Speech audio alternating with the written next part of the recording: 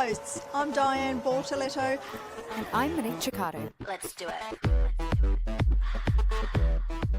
Hello, and welcome to And Away We Go F1 podcast, a Formula One podcast that goes beyond the track limits to talk about travel, food and lifestyle surrounding the sport.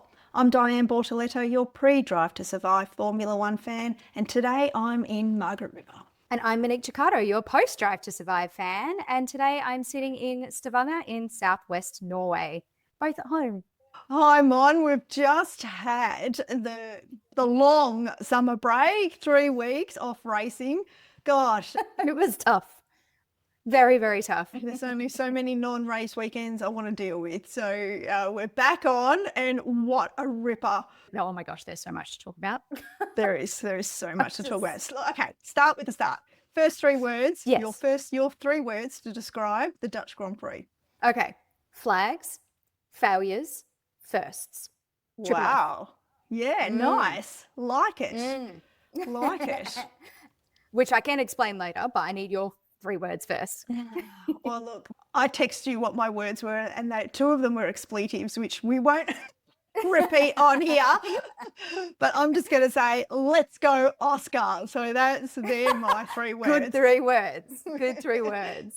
Okay, so explain your 3, the 3 Fs. All right, so flags. It was pretty much what decided the race, I think, is all of the yellow flags, safety cars. It wasn't so much a strategy race as it was a safety car race. Failures, we had a very, very, not important, but a very, very game-changing DNF because of a failure.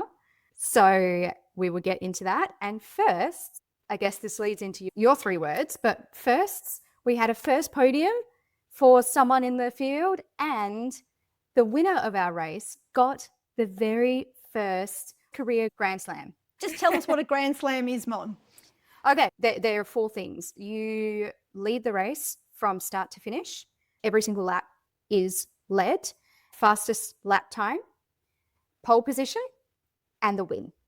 Our boy Oscar Piastri has done it all, and pole position qualifying by 12 millionths of a second. It was like absolutely the slightest of slight margins. But the whole weekend, Lando was faster all weekend through the practices, through all the qualies before the final stint that they had in Q3. And Oscar just pulled it out of the bag. I know. And this is what I love about watching Oscar race. I feel like he's almost there, and then you're like, oh, come on. And I kind of feel like sometimes our cheering pushes him on a little bit, but no, it's not. He just learns and improves and learns every single lap, every single time he's in the car. And got pole position, which and he survived 3 safety cars, so 3 restarts with Lando on his tail and with Max on his tail for the final one. On soft tyres, mind you. Max was on softs. When Oscar was on hards, quite right. So it's like, honestly, he deserved that win. And I'm so happy for him. And because of the failure, Mon, what's the game-changing failure that you mentioned? Okay. So I don't even know where to start. Oh my God. Game-changing failure. Lando Norris on lap 65 of 72 smelt smoke in his cockpit, and catastrophic failure, oil leak, car cut out, and he was out of the race. So that he got 0 points. 0 points that entire race, which is huge in the championship battle. So I just got goosebumps.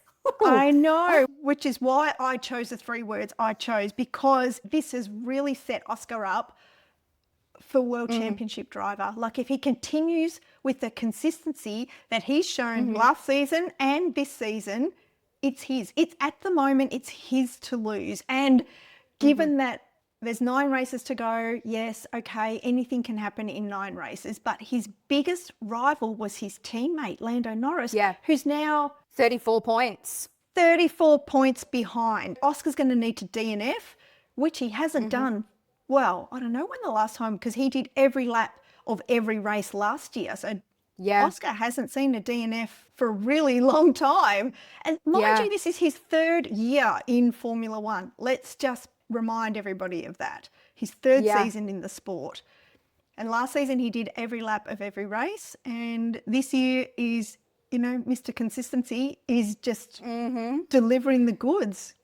Do you know what I find really serendipitous, I guess, is we were only like in last week's episode, it wasn't a race week, but we were discussing this world championship title, the battle with Greg Rusty from Rusty's Garage. He's the voice on the PA at the Australian GP as well. And we were discussing this title race and we were saying that it is going to be a battle of who has the most down days. And what happened the week after? Lando Norris had a horrific down day through no fault of his own. And which look, is a shame. and we're biased as all hell in this race, in this, in this fight between the two, because it's an Aussie.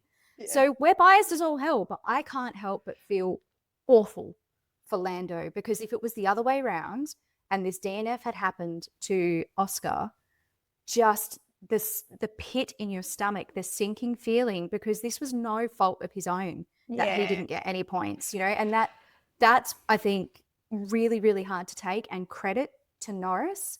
He has been so stoic about it. Everything that he said thus far, it's not heavy with emotion and anger and disappointment. He's been very valiant in defeat. Yeah, even on the radio when it happened, he was very understanding that it was just a crap thing to happen. And even Oscar acknowledged that as well in his interviews. It really has changed the game for the World Drivers' title, not the Constructors' title. McLaren are still so far ahead that it's hard to see anybody even getting close to them to be a challenger, but in the Drivers' title. Well, speaking of the Constructors' Championship, oh my gosh, poor Ferrari.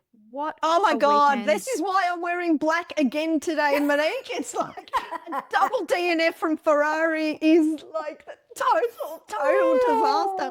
And the pain of being a Ferrari fan this season is, it's just compounded by the fact that we've got a 7-time world champion behind the wheel, and he just is not given the car that he needs to get the results that we want and deserve. It's hard. Both DNFs from Ferrari were awful. 7-time world champion on lap 23 went into the wall. It was turn 3 into the wall. Error on his behalf. Yeah, well, he went onto the painted bit of the track, didn't he, or the curb, and it had started raining, and that was just way more slipperier than I think he'd expected, and the back slid out, and that was that. So he was in the wall at lap 23, and then it was lap 53 that we saw Leclerc have to retire, and this one was a hard one to deal with as well. I know. Kimi Antonelli, our favourite, well, now 19-year-old Italian, made a terrible turn into Charles Leclerc and took him out of the race. This was the banked turn where he just misjudged where he was going to come out of that battle and just went straight into the back end of Leclerc and spun him into, And how sad were those scenes watching seeing Leclerc sitting on the hill all by himself, like on the other side of the track to kind of cross the track or get back to the garage. He just had to sit there, the poor guy. So sad. They needed to play All by Myself in the background, and it would have just been perfect. It really looked like a defeat when he was just sat there on the sand dune, and they did give him a camping chair at one point as well. Yeah. That was particularly difficult to watch the two Ferraris in incidents that just could have been prevented. Yeah, exactly. And I mean, Antonelli, bless his cotton socks, he knew that his soft tires were in the zone, and Charles had just come out of the pits on his new softs. So Antonelli, thought he had a traction advantage and was like, I'm going to get this, but just misjudged exactly the trajectory of his car in that turn. And his turn wasn't tight enough and just went into the back of Leclerc, like you said, and took him out. But in happier news, as a result of Lando's DNF, that pushed Max up into second place. Which I'm happy for him. And Isaac Hadjar into third. This young rookie in the Racing Bulls qualified in fourth, held on to fourth all race, and then got promoted to third as a result of Lando's DNF and scored his first podium, which was just, he was so excited. It was so lovely to see. Oh, absolutely. I mean, we're always happy to see someone scoring their first podium or their first win, or no matter what team, no matter who it is. But to see Isaac Hadjar in his first year standing up on that podium. Especially after Melbourne, right? After his start of the season where he spun out before the race even started and was out, and formation. Exactly. And was crying and had to be consoled by Anthony Hamilton, Lewis's dad, and then had Helmut Marko come out and just badger him for saying it's weak or, what did he call him?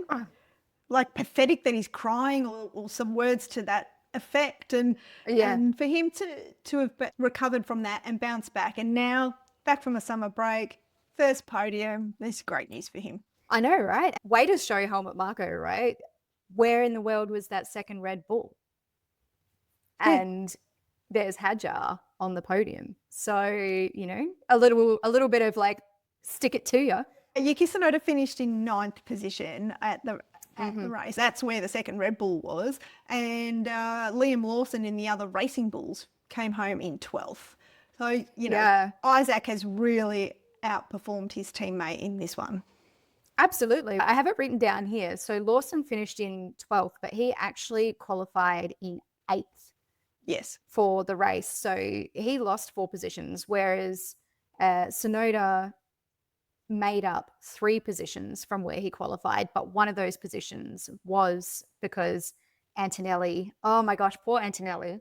So because of his collision with Leclerc, he was handed a 10-second penalty, which would have been not so catastrophic had there not have been the DNF from Lando at the end there, because when the safety car came out, everyone bunched up, and that 10 seconds meant he dropped so much further down the order, down the order than if there hadn't have been that DNF. He would have had like 2 or 3 seconds between him and whoever was behind him, or so I feel sorry for him in that respect. He tumbled right out of the points. But I would like to hats off to Behrman and Stroll, who both in this race made up 13 places each. So Mega. Behrman, huge. Behrman, he started from the pits. So he was 19 and Stroll was 20 on the grid. They were both in the pits. So Behrman somehow managed to start in the pits and finish 6th.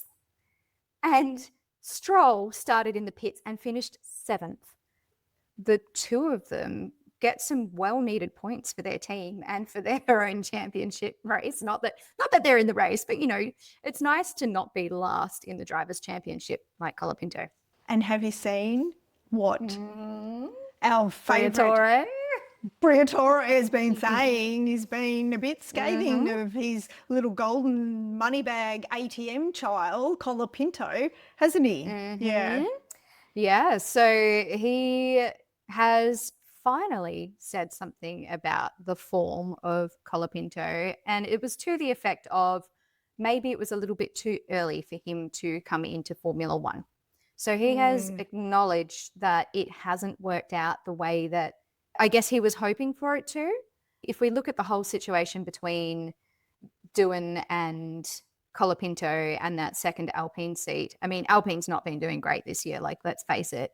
But Gasly has been putting in some mega effort for the team, granted where their car's at. If we look at the whole situation of that second seat, it's a little bit of retribution for Doohan, I think. For Jack Doohan, To have Briatore finally be like, oh, maybe it didn't work out.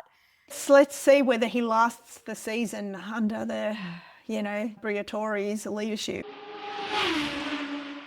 I did also see something about the future of Yuki, and that I find really interesting. I mean, I have a soft spot for Yuki Tsunoda because he deserved that second seat long before he got it. But he's kind of been handed a dud. Like, well, he's not kind of been handed a dud. He's been handed a dud. Like that second seat is cursed. That car is cursed. Because Max is a freak that he can get results in that car, and the car's being built around Max. So Exactly. for anybody else, it has not suited so many second drivers in the Red Bull team. Exactly. It's like putting on a custom-made wedding dress that's custom made for someone else. Like it's going to look crap. It's not going to fit properly. You're going to be uncomfortable. It's not going to be a good day for you. But there has been things said about his future, and the race in Mexico was kind of the cutoff point to see how he'd been doing up until then. I mean, I anticipate he'd finish out the season because it would just be ridiculous for them to make another change. Oh, yeah, but, we're talking about Red Bull here. Yeah, and I guess, helmet marker is still there. I'm interested to see what that means, where that goes, what that means for poor Yuki. Yeah, have to wait and see. So Mexico so next week we've got Monza, Italy, then a break, then Azerbaijan, then a break, then Singapore, then a break, then United States, then Mexico. After Mexico is Brazil, Las Vegas, Qatar, Abu Dhabi. And that's, let's hope he doesn't lose his seat, or let's hope that Red Bull don't make a change with just final 4 races of the season. I was reading through some fan comments, and someone had said about this conversation about Colapinto and it being too early, and someone had been like, just another young driver that Formula One has used up and thrown out too quickly. I think they hit the nail on the head by saying that, because these poor drivers that get given this opportunity to get into Formula One and they sit there for 5 races, 10 races, a season, and then they're like, oh, sorry, you didn't give us results. And then they never get the chance again because it looks like they're not good drivers. And when it's not always them, it's the machinery, it's the team, it's the personnel around them. But on the commentary on KO Sports or Fox Sports, which is the Sky feed, on the weekend, we had Jacques Villeneuve doing the commentary. And he's straight down the line, brutally honest. And he was saying that young drivers shouldn't be given a grace period. They should come into Formula One and be prepared. This is Formula One. This is the elite of the elite. This is the pinnacle of motorsport. And, sort of no mollycoddling. Mollycoddling. Thank you. But in some respects, he does have a point. But you look at what Mercedes is doing with Kimi Antonelli, nurturing him. That word's being really overused with Kimi Antonelli, but that's what they're doing. And yes, he started the season pretty strong. Yes, he's scored his first pole position, youngest ever pole position. Yes, he scored his first podium. But I don't know if he's lost some confidence or what's going on with poor Kimi, but let's hope his confidence can build back up before the end of the season. I mean, this happens a lot as well, right? I'm just thinking of, as an example, Erling Haaland. He came out with his first season at Manchester United. Sorry, switching to soccer here. But what are you talking about? but he, I can't believe you haven't heard of him. He's the Norwegian. No. He looks like Shrek across Thor. Oh my gosh. Yeah, and he was scoring like 5 goals in a game, and everyone was just like, "Oh my God, who is this guy? He is incredible." But because he started so strong, where do you go from there? So this season, he's still scoring 1, 2, 3 goals a game, incredible goals, but it feels like it's less, and it doesn't feel as good as where he was because, he started so strong. And maybe this is what we're feeling with Antonelli too. And Colapinto, because last year everyone was like, whoa, where'd this kid come from? He's like the new Senna, the new, they were comparing him to some of the greats. And look, maybe Look, I think there's no doubt that Franco Colapinto is a talented driver. I have no Oh, doubt sure. For sure. about that. He doesn't have the right car to get great results, and he's also Mm-hmm. doesn't have enough experience to get those great results. He may also be a little hot-headed and a little like, I feel like Max Verstappen doesn't have the preservation gene. Like, I don't want to die. I feel like Max does not have that, and which is why he's so fearless and aggressive in his driving style. And I feel like Franco Colapinto is a little the same. I could see that for sure. And like you said, it's not that he's not a talented driver. I mean, I just don't think that he's got the, for lack of better words, nurturing wing over him that he needs in Alpine. Maybe things could be different if he was under Laurent Mekies or if he was under James Vowles, but he's under Flavio Briatore, who is notoriously blunt. If we look at the rookies, they're having an interesting season. We've got Hadjar, who's smashing it. He's doing so well. Behrman has come from nowhere, and all of a sudden in a Haas. Exactly. Right. Yeah, and just did so well this weekend. Yeah, and he's shown some promise through the season for sure. Yep. Bortoletta. Your cousin? Yes, my cousin, 1T not 2. He's been progressing and getting better and better to the point where a lot of the commentators are calling him the rookie of the season. And then who else have we got rookie-wise? Antonelli, who we've just spoken about. Lawson, who we also spoke about this with Rusty. Lawson has, last week, yeah. He has very quietly been plugging away in the back there and consistently improving. He's not been that far off Hadjar. He's scored some points this season. So we've seen him build his confidence back up, which is great. It means he's working hard behind the scenes as well. So, he's been doing pretty well. Colapinto we've spoken about. Yeah, it's been an interesting season for our rookies, a season with so many rookies. I was going to touch on when you were talking about how Max he was just a freak and such a great driver. He started to go back to the race, this week's race. He started this race in third position on softs when the two ahead of him, the two McLarens, had started on mediums. And, it's soft versus medium.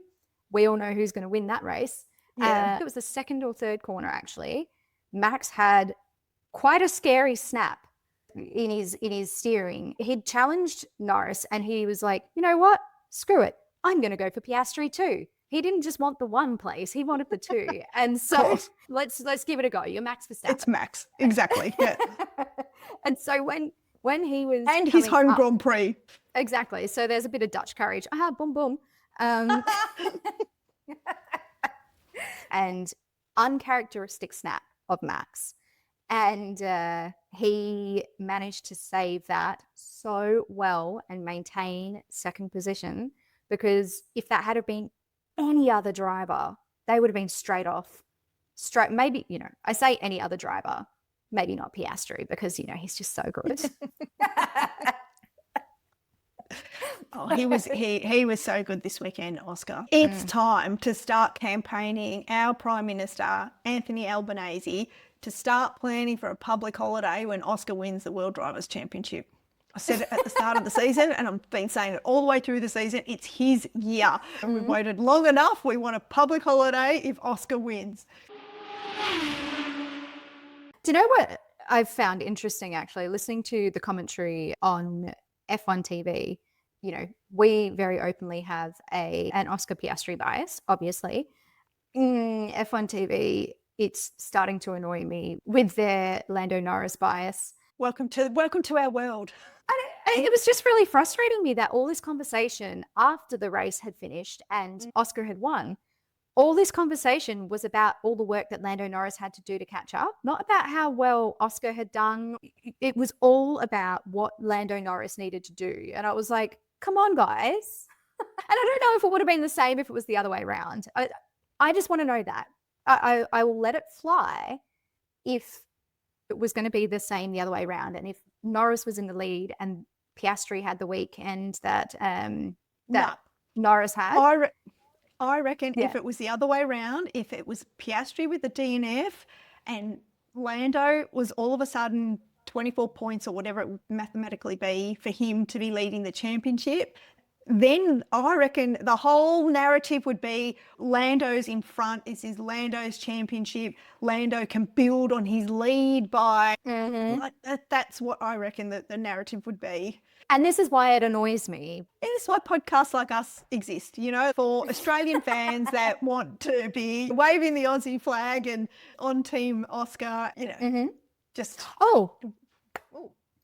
sorry. I was going to give a fun fact. I was going to take your. Oh, go on. What have you got? Oscar Piastri has now matched the number of career wins as his mentor, Mark Webber, who is also Australian, which I just think so wonderful. Yes, and he's done it in not even 3 seasons. Yeah, which is pretty damn exciting. I want to know what Mark Webber has to say. I can tell you. And all that. Okay, thank you. Great, go. Okay, Brilliant. because they interviewed Mark Webber on the Sky feed. Okay. They asked him about that, about Oscar equaling his number of race wins, and Mark Webber said, "Oh, he's been giving me heaps about this." They've had a lot of banter back and forth about it. They seem like a really close duo, and obviously Oscar is benefiting greatly from Mark's guidance and mentorship through this. He was just genuinely beaming with happiness for Oscar, which was really lovely to see. Like any good mentor would be, seeing a young protege sort of come up and do well and exceed their own achievements. I thought that was really nice. That is really nice. Now, other big news.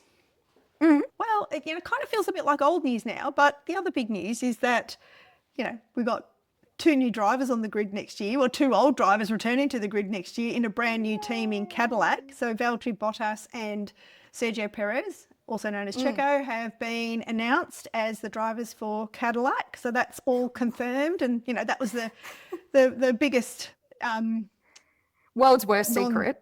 Yeah, the world's worst F1 secret finally being confirmed. But really so great to have VB back on the grid driving, and he's such a great personality and an honorary Australian, so he gets a massive tick of approval from my camp, and as does Checo. I think he's a really talented driver, and he's got the whole of Mexico behind him, which is so good to see. I've seen so many people being like, that's not the best idea. They've got old drivers. No, they need the experience. They need drivers that can give feedback about the car, that know how to communicate things back to the race engineers. So it's a really smart choice by Cadillac. I mean, it's been an exciting first week back. It's been great. Yeah. And of all places, to be in the Netherlands too. I have a real affinity for the Netherlands, and I don't know why. I just really like it there. Yep. I've been to the Netherlands, I don't know, about 7 times, mostly to Amsterdam, but I've also been to Maastricht, which I really, really liked. It's more of a commercial centre, but it's also got canals and just much less, well, actually not touristy at all. The last time I was there, I was actually staying out near the museums and art galleries, the museum quarter it's called. And that was a really, really nice place to stay. It was still super busy, but it didn't feel as icky and I say icky because I just don't really like the kind of real touristy centres of cities at all. It's stores with cheap magnets and Macca's and McDonald's if you're not from Australia. Yeah. And so I don't like those parts of town. But where I was staying the last time I was in Amsterdam was absolutely beautiful. There were great vintage stores, great local designers, lots of great cafes. Didn't go to the coffee stores, very different things. Be careful. Or don't be careful, whatever your choice may be. Whatever floats your boat. I think it's incredible being in Amsterdam as well and just seeing the volume of bicycles. I've got a fun fact for you. 98% of people that attended the Dutch Grand Prix went by either public transport or bike or walked. Yeah, Love and it. so there's no parking on site. The only parking available is pretty much for team personnel, catering trucks, drivers, that kind of thing. In Zandvoort there, they put on extra public transport like most cities do for major events, but they also have park and ride hubs. So you could park your car somewhere from a rideable distance to the circuit and rent a bike and ride a bike. And they had just rows and rows and rows of bicycles.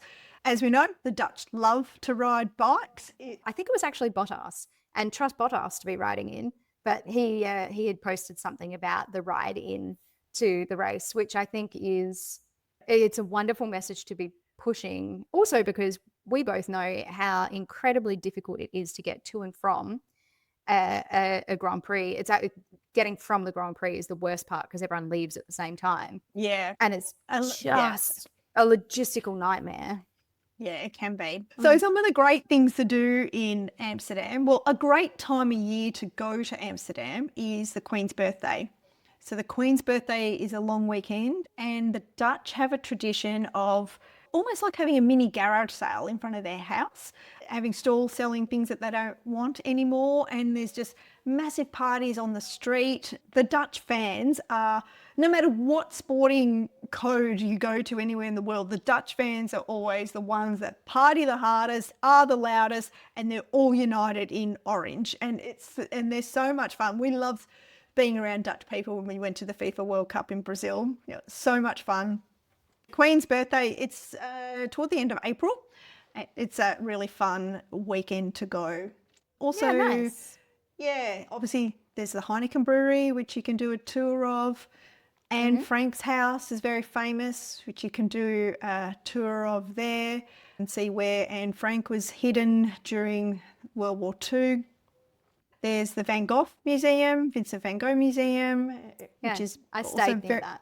Yeah, And the Heineken Brewery. really beautiful. You can sup on the canal. You can do stand-up paddleboarding on the canal.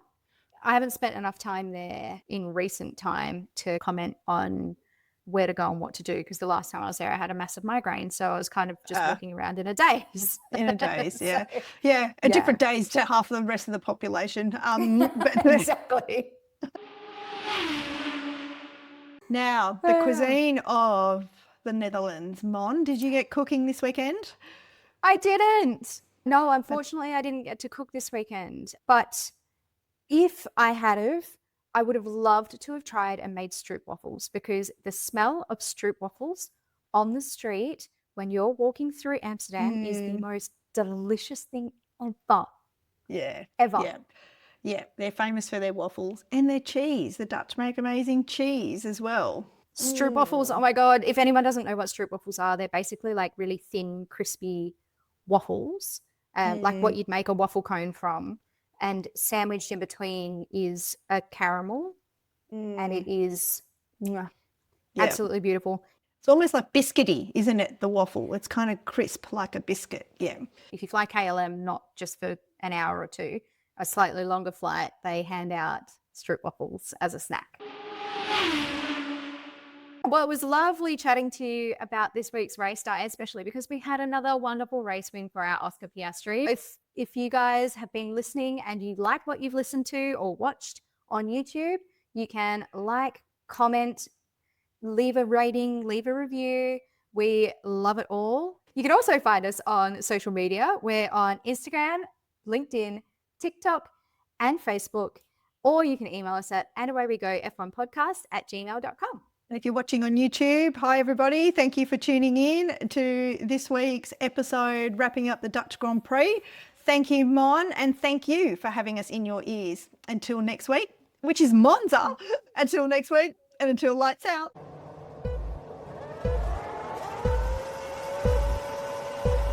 It's lights out and away we go. And Away We Go podcast is produced by Diane Bortoletto and Monique Ciccato. Let's do it.